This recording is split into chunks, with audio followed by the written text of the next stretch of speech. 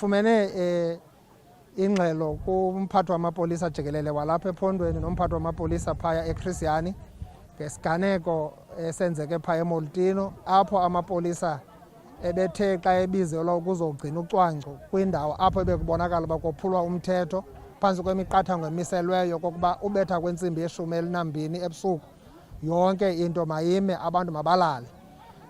Kwafunyaniswa uba kukho abantu abangayenziyo loo nto. Xa kubizwa amapolisa efika, amapolisa afika ahlaselwa.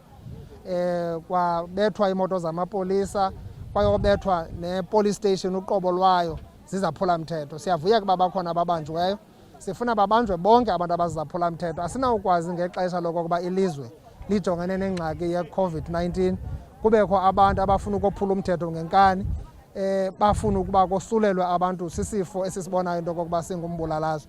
Siyafuna ke ukucela wonke umntu kokuba masiyihloniphe imiqathango emiselweyo nemithetho emiselweyo kwilizwe lethu. Sihloniphane, sikhusele ubomi babantu bakuthi. Amapolisa enzelwe ukukhusela abantu, akenzelwanga ukuhlasela abantu. Asizubana amapolisa azawubaleka abantu, abaleke izigilamkhuba ngenxa yento yokokuba zona zingenamasikizi, zingakhathalelanga bomi bazo. Sifuna amapolisa enze umsebenzi wawo, adilishane nee-thugs ngohlobo ezivela ngalo, noba zivela ngoluphi uhlobo, khona ukuze abantu bakuthi bakhuseleke.